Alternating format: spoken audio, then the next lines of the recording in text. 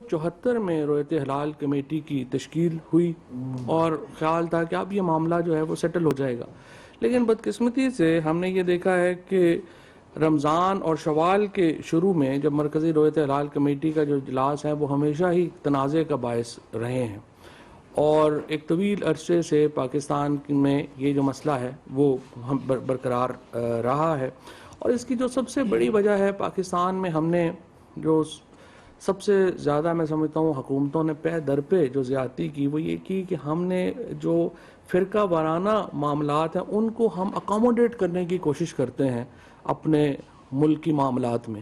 یہ نہیں ہو سکتا۔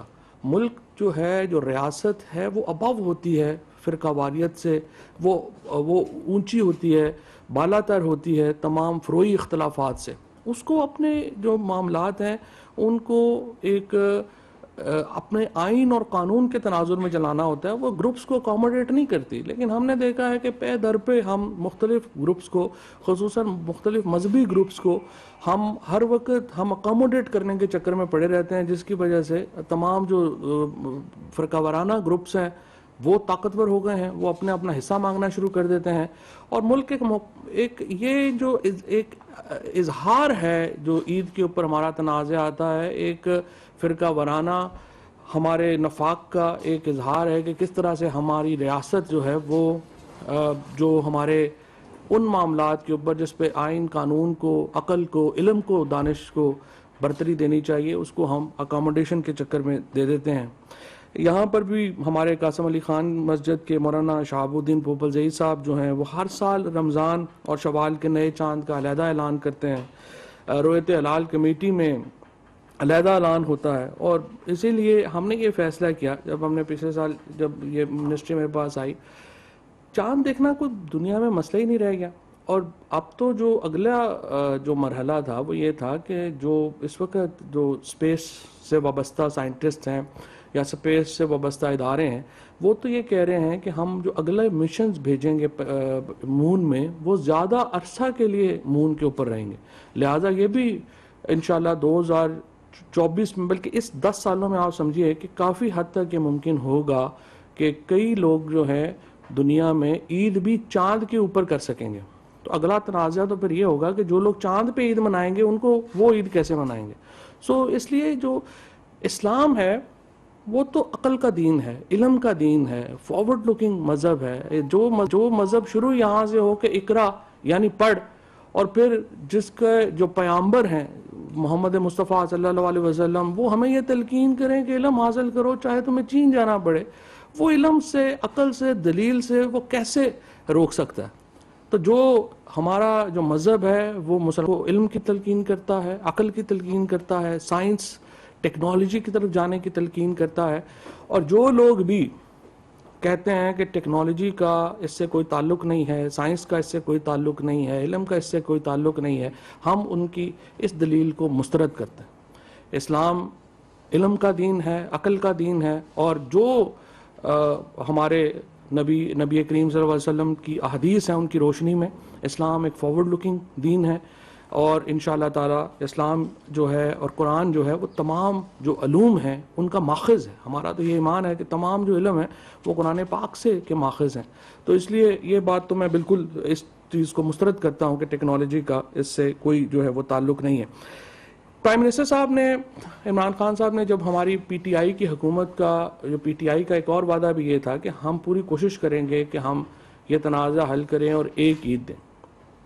اب عید جو ہے اس کا بڑا واضح ہے کہ دیکھیے اگر آپ یہ کہیں کہ ہم نے یہ عید جو ہے وہ دیکھ کے، یا جو ہمارے مولوی صاحبان ہیں انہوں نے کہنا ہے کہ جی ٹیکنالوجی کا کوئی تعلق نہیں ہے، پھر دیکھیے جب آپ اینک پہنتے ہیں تو وہ ٹیکنالوجی ہے، آپ عدسہ لگاتے ہیں، یہ کیسے ہو سکتا ہے کہ آپ کہیں کہ نہیں میں اینک پہن کے دیکھوں گا تو وہ حلال ہے، اگر دوربین سے دیکھوں گا تو وہ حرام ہے؟ اور پھر یہ جو ساری ترقی ہے، جو دوربین کی ترقی ہے وہ کیا ہے؟ وہ عدسے کی ترقی ہے۔ آپ کا عدسہ جو ہے وہ آپ کی اینک میں لگتا ہے، وہ ایک بیسک عدسہ ہے، پھر اس عدسے میں ترقی ہوتی جاتی ہے، وہ دوربین بن جاتی ہے، اور پھر اس عرصے میں ترقی ہوتی جاتی ہے. وہ جو بڑی طاقتور دوربینیں ہیں، ہبل ہے یا جو سیٹلائٹس میں ہمارے لگی ہوئی ہیں، وہ دوربینیں بن جاتی ہیں. سو ان کا جو بنیادی ماخذ ہے وہ تو عدسہ ہے، اور عدسہ چاہے اینک میں ہو چاہے دوربین میں ہو، وہ ٹیکنالوجی ہے. تو ہم نے لیکن اس کے اوپر جو ایک پورا ہم نے کمیٹی کریٹ کی. اس کمیٹی میں ہمارے ساتھ ہماری جو اسپیس ٹیکنالوجی کے لوگ ہیں وہ ان کو ہم نے ساتھ شامل کیا. ہم نے جو میتھمیٹیشنز ہیں، حساب دان ہیں، ہم نے ان کو ساتھ شامل کیا. اس میں ہم نے میٹ آفس کے لوگ جو ہیں ان کو ہم نے ساتھ شامل کیا. اور اس میں پھر ہم نے علماء کی بھی رائے جو ہے وہ بھی ہم نے شامل کی. اور پھر ہم نے اس کا ایک طریقہ کار جو ہے وہ وضع کیا. طریقہ کار یہ ہے کہ پاکستان میں ہمارے پاس 8 کے قریب جو ہے وہ رصد گاہیں ہیں. ویسے تو اور بھی چھوٹے موٹے بہت ہیں، لیکن ہمارے پاس 8 بنیادی رصد گاہیں ہیں. یہ کراچی میں ہیں، کوئٹہ میں ہیں، لاہور، اسلام آباد، پشاور، جیونی، گلگت اور مظفر آباد میں. اب دیکھیے، یہ ہم صرف میٹ آفس کے اوپر ہم نہیں اس کو، جو جب ہم کہتے ہیں کہ چاند نظر آ گئی نہیں، یہ صرف ہم میٹ آفس کے اوپر نہیں رہتے ہیں. ہمارے پاس 2-3 جو ہم نے جو کرائٹیریا لے ڈاؤن کرتے ہیں، میں تھوڑا آپ کو ایکسپلین کرنا چاہتا ہوں کہ جب ہم کہتے ہیں کہ چاند ہو گیا اور سرٹنلی ہو گیا ہے تو اس کا مطلب کیا ہے. دیکھیے، سب سے پہلے تو آپ سمجھیے، یہ اس وقت شاید ٹیلی ویژن اسکرین کے اوپر بھی چلا سکیں، تو سب سے پہلے تو کہ زمین، اور یہ جب ہم کہتے ہیں یہ 29 کا چاند ہے یا 30 کا چاند ہے تو اس کا مطلب کیا ہے. اس کا مطلب یہ ہے، دیکھیے، زمین سورج کے گرد چکر لگا رہی ہے، جو کہ 365 دنوں میں زمین اپنا چکر جو ہے وہ مکمل کرتی ہے. چاند زمین کے گرد چکر لگا رہا ہے. اگر زمین سٹیٹک ہوتی، یعنی زمین اگر چکر نہ لگا رہی ہوتی، تو ہر 27 دن میں چاند کا چکر زمین کے گرد جو ہے وہ مکمل ہو جاتا. لیکن چونکہ زمین خود بھی گردش کر رہی ہے، لہٰذا چاند کو 29 دن سے کچھ زیادہ ٹائم لگتا ہے زمین کے ارد گرد اپنا چکر مکمل کرنے میں. چونکہ 29 سے کچھ دیر زیادہ لگتا ہے، تو اس لیے جو مہینہ ہے وہ کبھی 29 کا ہوتا ہے، کبھی 30 کا ہوتا ہے. جب ہم کہتے ہیں کہ نیا چاند جو ہے وہ ہو گیا ہے، نیا چاند ہو گیا، اس کا کیا مطلب ہے؟ اس کا مطلب ہے کہ جب سورج، چاند اور زمین بالکل ایک لائن میں آ جاتے ہیں تو چاند کا جو ایک حصہ ہے وہ تاریک ہو جاتا ہے اور زمین سے ہمیں چاند نظر نہیں آتا. جب یعنی سورج، چاند اور زمین ایک لائن میں آ جائیں گے تو زمین سے ہمیں چاند نظر جو ہے وہ نہیں آئے گا، بیکاز سورج کی وجہ سے.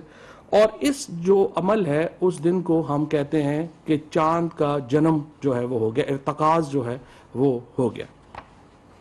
اب جس دن چاند کا ارتکاز ہوگا اس دن چاند نظر آ جائے گا.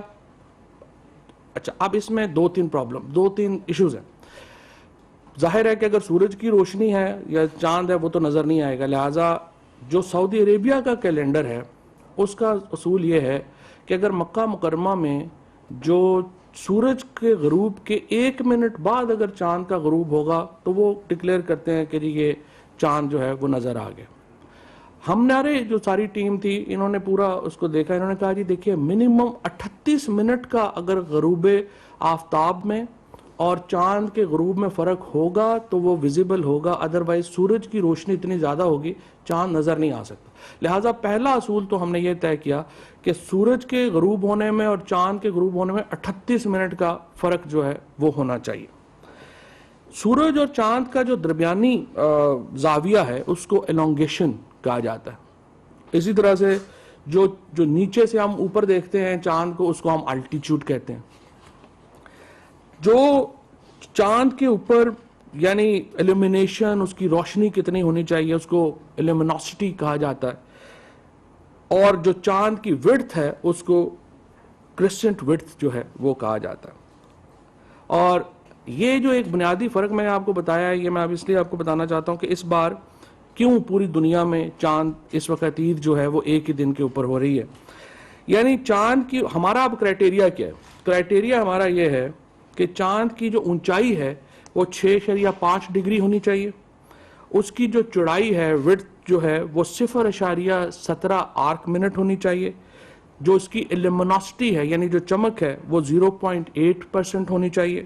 اور چاند کا جو منیمم زاویہ جس کے اوپر نظر آ سکتا ہے وہ 9 ڈگری کا ہونا چاہیے. اور جو فرق ہے غروب آفتاب میں اور غروب چاند میں وہ منیمم 38 منٹ ہونا چاہیے. یہ کرائٹیریا ہے ایک 4 جو ہماری ایکسپرٹ کمیٹی نے طے کیا ہے, اور اس کے مطابق ہم نے اپنا کیلنڈر جو ہے وہ جاری کیا ہوا ہے, اس کے مطابق ہم نے اپنا کیلنڈر جاری کیا ہے. پھر یہ بات آ گئی کہ جی یہ چاند کا نظر آنا ضروری ہے. حالانکہ امام حنبل ہوں, ڈاکٹر طاہر القادری ہوں, ڈاکٹر جاوید غامدی ہوں, وہ کہتے ہیں کہ جی یہ اگر آپ سائنٹیفک طریقے سے کر دیں تو اس کو نظر آنا جو ہے وہ کوئی ضروری نہیں ہے. لیکن ہم نے چونکہ علماء کے ایک کنسنسس کریٹ کرنا چاہتے تھے, ہم نے ایک ایپ بنا دی جس کو ہم رویت ایپ کہتے ہیں. اگر آپ رویت ایپ دکھا سکیں ہمیں ٹیلی ویژن کے اوپر, ابھی آپ اس وقت اگر آپ رویت ایپ کے اوپر جائیں گے تو آپ کو نظر آئے گا کہ چاند اس وقت کہاں کے اوپر, اور جو چاند ہے وہ